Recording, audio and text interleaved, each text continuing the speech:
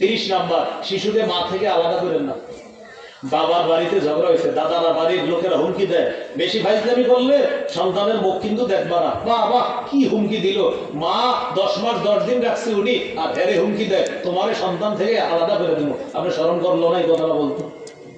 যে শিশুটারে উনি 10 মাস 10 দিন রাখলো, হইতে পারে একটা ঝগড়া হয়ে গেছে তার সাথে, যে ঝগড়ায় এই হুমকি আসবে কেন, বেশি ঝামেলা করলে সন্তানের মুখ কিন্তু দেখবা না, এরকম মারে হুমকি দেয় না, এটা নিষেধ।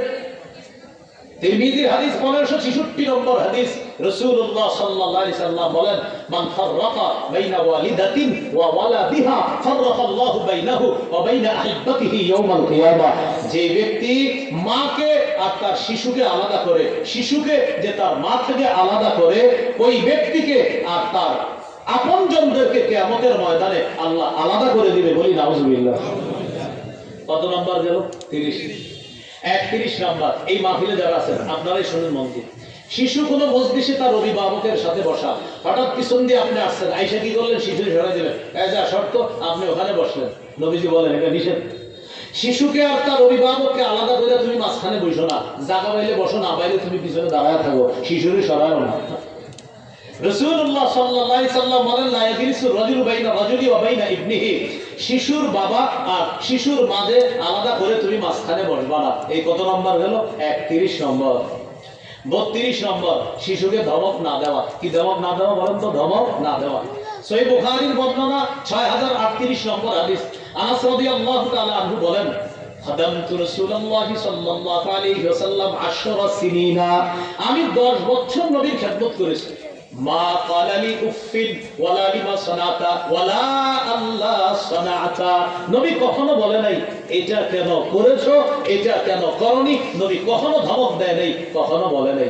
ভাই কত নাম্বার গেল? 32 না 32? কি কয় 31? 32 গেছে। হ্যাঁ 32।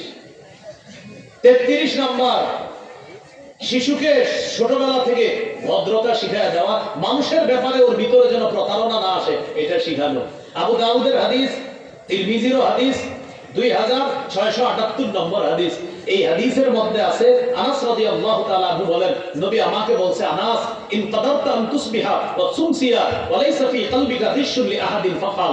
আনাস তুমি যদি পারো, তোমার রাতটা এমন হয়, তোমার দিনটা এমন হয় যে তোমার অন্তরে কোনো মুসলমানের প্রতি বিদ্বেষ নাই, মানুষের প্রতি বিদ্বেষ নাই, তুমি এমনটাই হওয়ার চেষ্টা করবা।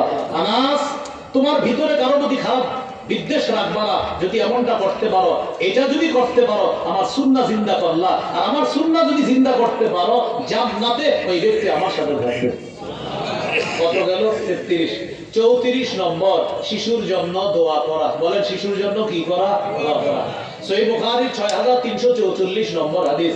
এই হাদিসে আসছে হযরত আনাসের মা, আনাস রাদিয়াল্লাহু তাআলা আনহুর মা নবীজিকে বললেন, হুজুর আপনার খাদেম আনাসের জন্য একটু দোয়া করেন। নবী বললেন, আল্লাহুম্মা আকসির মালা আকসির ওয়ালাদা। আল্লাহ আনাসের সম্পদ বাড়ায়া দেন, আনাসের সম্পদ বাড়ায়া দেন, সন্তান বাড়ায়া দেন। ওয়া বারিক লাহু ফিমা আতাইতা। আনাসকে যে সম্পদ আর সন্তান দান করবেন, এটাতে আল্লাহ আপনি বরকত দিয়ে দেন। কত নাম্বার গেল? 34 নম্বর। কত নাম্বার গেল?